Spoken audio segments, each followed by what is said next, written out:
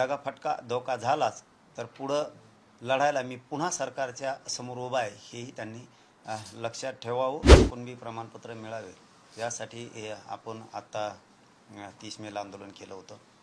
त्यानुसार सरकारनं आता त्याच्यात सुलभता आली पाहिजे, प्रमाणपत्र वाटप झाले पाहिजे असे आदेश विभागीय आयुक्त आणि सगळ्या जिल्हाधिकाऱ्यांना मराठवाड्यातल्या दिले.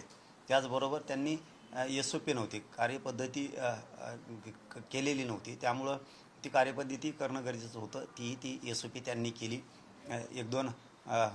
एक मुद्दा आहे त्याच्यात घेण्यासारखा पुन्हा, परंतु बोलणं झाल्याच्या नंतर त्यांनी सांगितलं की आम्ही यानुसार व्यवस्थित होतं आहे, वाटलंच तर बदल करूयात. 1-2 शब्द आहेत ओळ म्हणण्यापेक्षा ते होऊन जाईल म्हणे, त्याच्यात काही अडचण येणार नाही.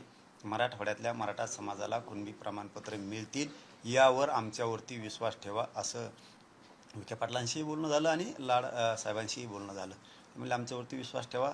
हैदराबाद गॅजेटियरच्या JR नुसार आणि आत्ता दिलेल्या SOP नुसार मराठवाड्यातल्या मराठ्यांना कुणबी प्रमाणपत्र वाटप करायला कसलीही अडचण येणार नाही.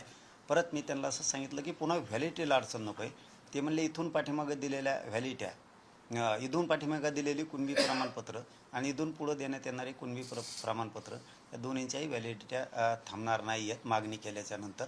याही विषयावरती त्यांच्याशी चर्चा झाली. SOP मधील 1-2 शब्दाचा विषय होता. ते म्हणले अडचण येणार नाही, आली तर आम्ही येत.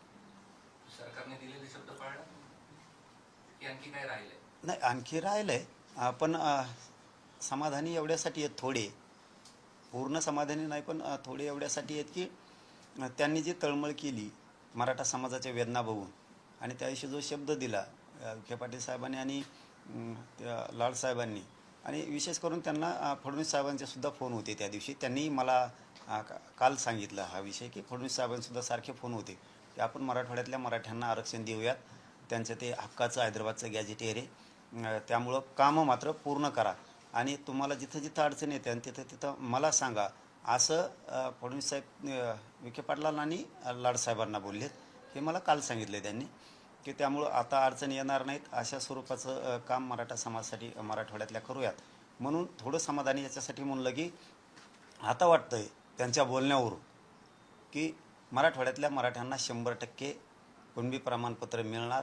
पुन्हा ते रोष आणि नाराजी मराठा समाजाची त्यांच्या अंगावरती सरकार घेणार नाही ही आता अपेक्षा आहे. दगाफटका धोका झालाच तर पुढं लढायला मी पुन्हा सरकारच्या समोर उभा आहे हेही त्यांनी लक्षात ठेवावं.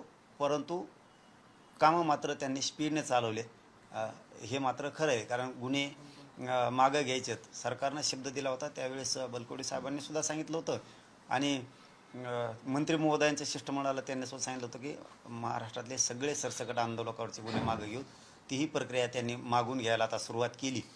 म्हणून आता कामं व्हायला लागलेत हे मात्र खरं आहे. सध्या तरी पुढं आणखीन काय माहीत नाही, आता पळत येणं पुढं दमत येत का काय, पण वाटत नाही की दमतील म्हणून करतीलच. मात्र विश्वास आता वाटायला लागला.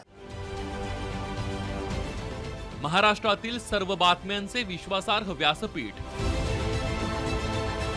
सकाळच्या सर्व सोशल मीडिया प्लॅटफॉर्मला लाईक, फॉलो आणि सबस्क्राईब करा. तसंच सर्व नोटिफिकेशनसाठी बेल आयकॉन प्रेस करायला विसरू नका.